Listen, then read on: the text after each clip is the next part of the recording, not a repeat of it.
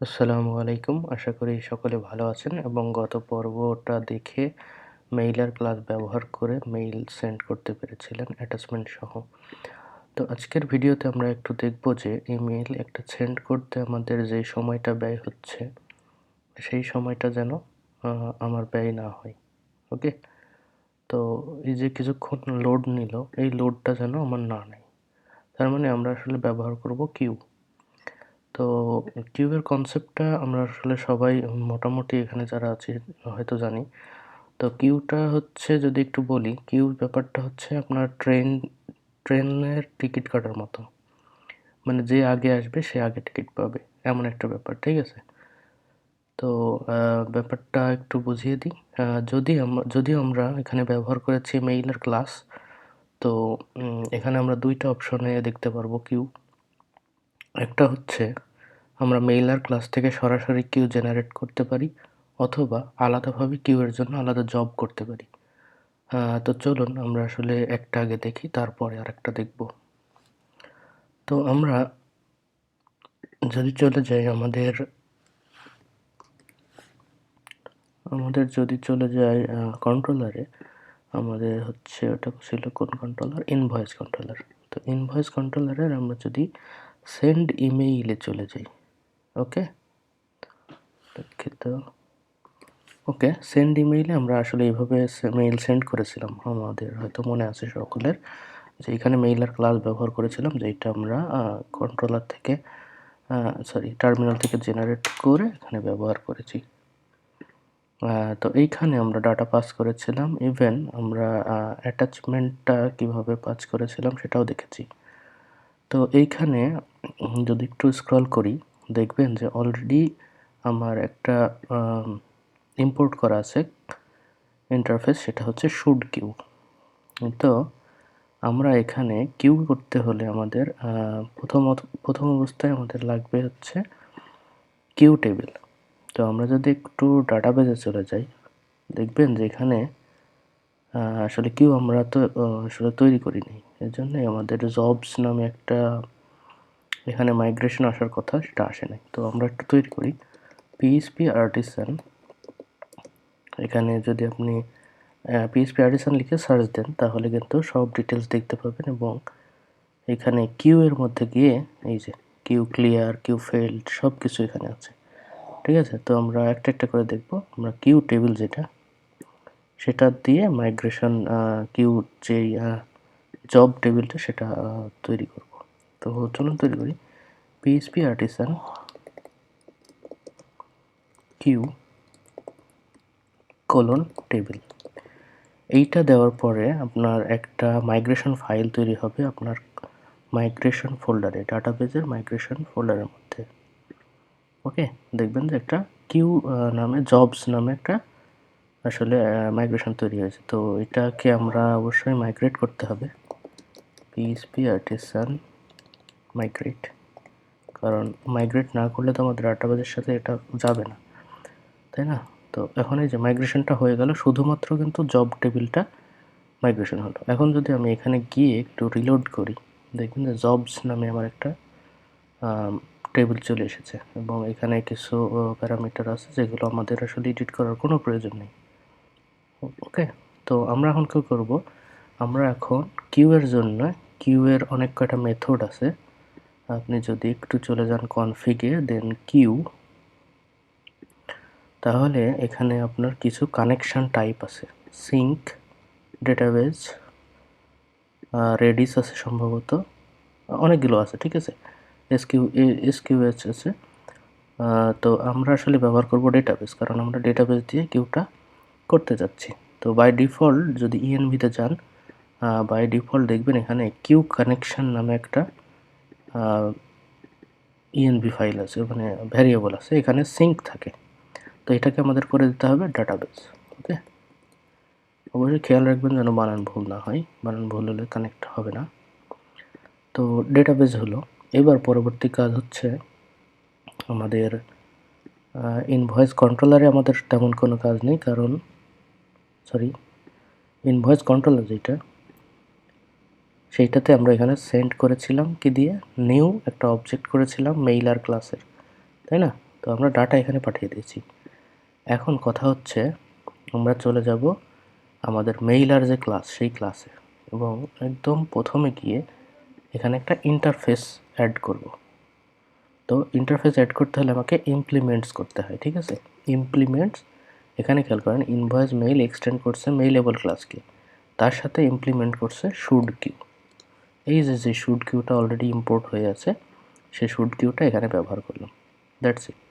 ওকে, এইটুকু করলে কিন্তু আপনার মানে থিওরিটিক্যালি কাজ করবে, বাট এখানে একটু প্রবলেম হতে পারে, সেটা বলি। আগে একটু দেখে আসি যে আসলে কাজ হচ্ছে কিনা, ঠিক আছে। তো আমি একটা রিলোড দিলাম। এবার খেয়াল করেন আমি যদি সেন্ড করতে চাই ইমেইলটা, তাহলে ইমেইল সেন্ড দেখাচ্ছে, তাই না? তো আমরা যদি একটু চলে যাই আমাদের কোথায়, টেবিল প্লাসে, তো এখানে দেখবেন যে একটা জব ক্রিয়েট হয়ে গেছে। রিলোড করলে জব ক্রিয়েট হয়ে গেছে, তার মানে আমার এটা কিন্তু এখনও মেইলে যায় নাই। আচ্ছা, এটা আগের মেইল, আর একবার দিই তাহলে বুঝতে পারবেন। আমি এই কিউটা ডিলিট করে দিই। ওকে, কিউটা ডিলিট করে দিলাম। এইবার আমি কী করবো, আর একবার মেইল সেন্ড করব।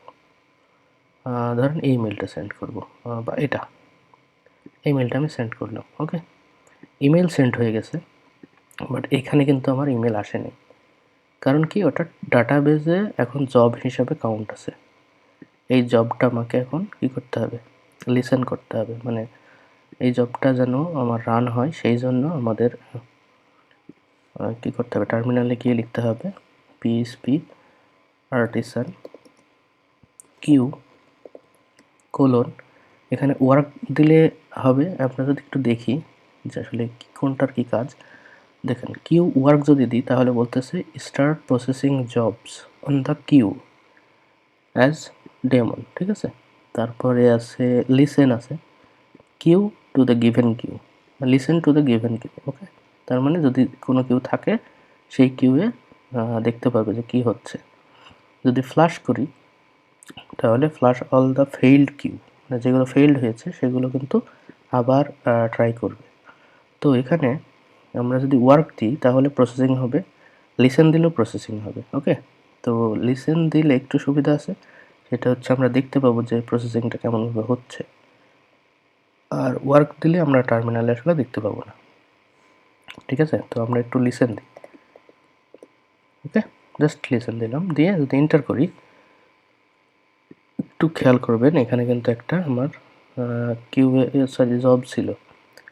আমি যদি এখন এন্টার করি তাহলে এ ট্রাই করবে প্রসেস করার। ওকে, এবং প্রসেস যখন কমপ্লিট হয়ে যাবে, দেখেন প্রসেসিং দেন প্রসেসড, যখন কমপ্লিট হয়ে যাবে, আমি যদি এখন ডাটাবেজে এসে জবে এখানে এসে রিলোড করি, দেখবো যে এই কিউটা নেই, তার মানে এই কিউটা এক্সিকিউট হয়ে গেছে।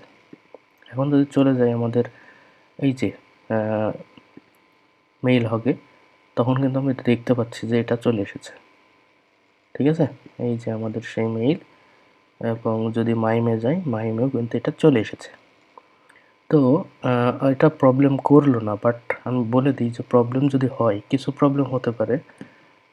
প্রথম নাম্বার প্রবলেম হতে পারে যে আপনার পেলোড ইস্যু দিতে পারে, ঠিক আছে।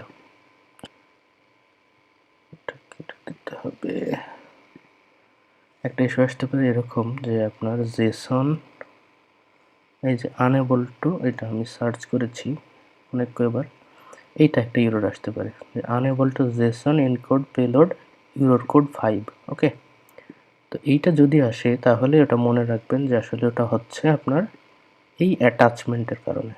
ওকে, এই অ্যাটাচমেন্টের ইস্যুর কারণে কিন্তু এটা হয়, তার মানে জেসনে এটা কনভার্ট করতে পারে না।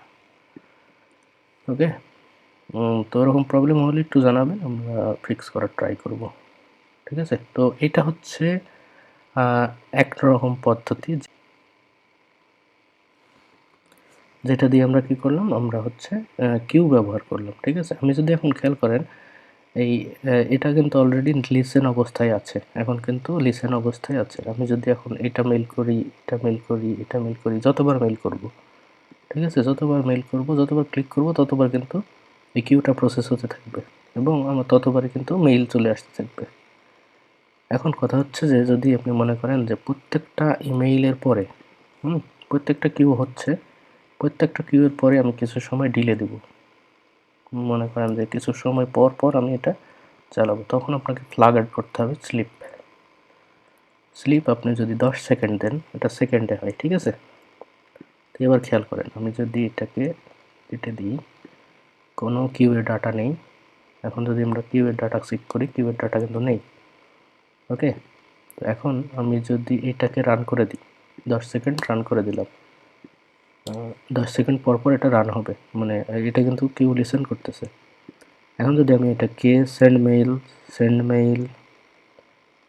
মেইল আবার সেন্ড মেইল করি, তো দেখবেন আপনার এখানে আসতেছে, ঠিক আছে? কিন্তু এখানে এই যে 10 সেকেন্ড পরে সব হয়ে গেছে এবং মেইলগুলো কিন্তু এখানে চলে এসেছে প্রত্যেকটা। ওকে, সরি। আশা করি বুঝতে পারছেন যে আসলে ব্যাপারটা কী হচ্ছে। এটা একটা মেথড। পরের ভিডিওতে আমি হচ্ছে কাস্টম কিউ জব কী করে সেইটা একটু দেখাবো। তো সে পর্যন্ত সবাই ভালো থাকবেন। আল্লাহ হাফিজ।